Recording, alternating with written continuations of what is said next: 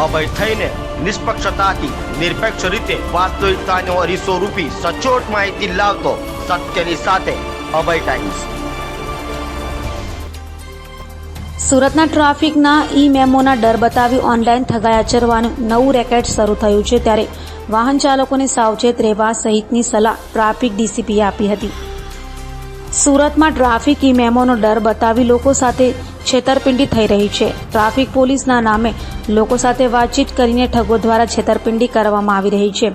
વાહન ચાલકોને કોલ કરીને ઓનલાઈન દંડ રૂપે રૂપિયા ખંખેરવામાં આવી રહ્યા છે તેવા કિસ્સાઓ સામે આવ્યા છે, જે મામલે ટ્રાફિક ડીસીપી અમિતા વાનાણીએ જણાવ્યું કે સુરત ટ્રાફિક દ્વારા આ પ્રકારનો કોલ કરવામાં આવતો નથી। જે તે વ્યક્તિને મોબાઈલ ઉપર મેસેજ આપવામાં આવે છે અને તેઓને દંડ ભરપાઈ કરવાની જોગવાઈ વાહનના વેબસાઇટ ઉપર જઈને ભરી શકો છો, જેમાં તમે તમારો નંબર નાખશો તો તમે કયું આર કોડ મળશે તેમાં દંડ ભરી શકો છો।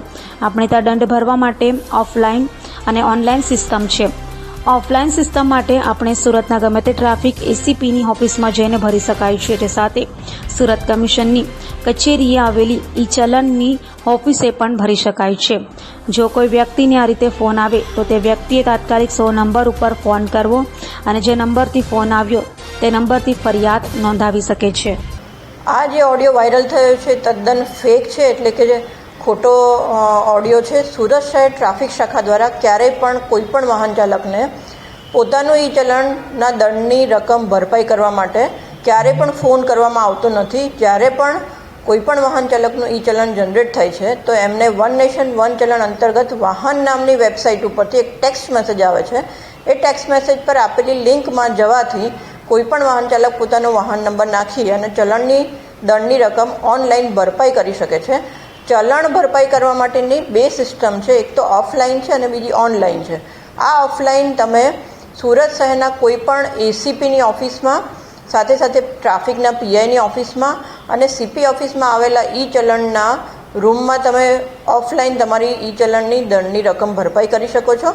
અને ઓનલાઈન જે છે એ આ વાહનની વેબસાઇટ પરથી જઈ અને તમે ત્યાં લિંક કરીને પોતાનો વાહન નંબર નાખવાથી ઓનલાઈન ચલણ ભરપાઈ થઈ શકે છે।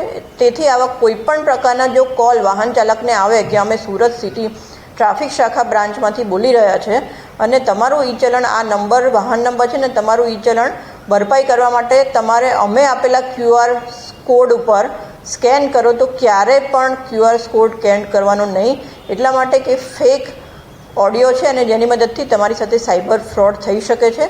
જેથી ફક્ત ને ફક્ત વેબસાઇટ પર લિંક કરીને જે તમારા ફોનમાં ટેક્સ્ટ મેસેજ આવે છે અથવા તો કોઈ પણ ઓફલાઈન અમે જે બતાવેલી જગ્યાઓ છે ત્યાં જઈને આપનું ઈ ચલણ આપ ભરપાઈ કરી શકો છો।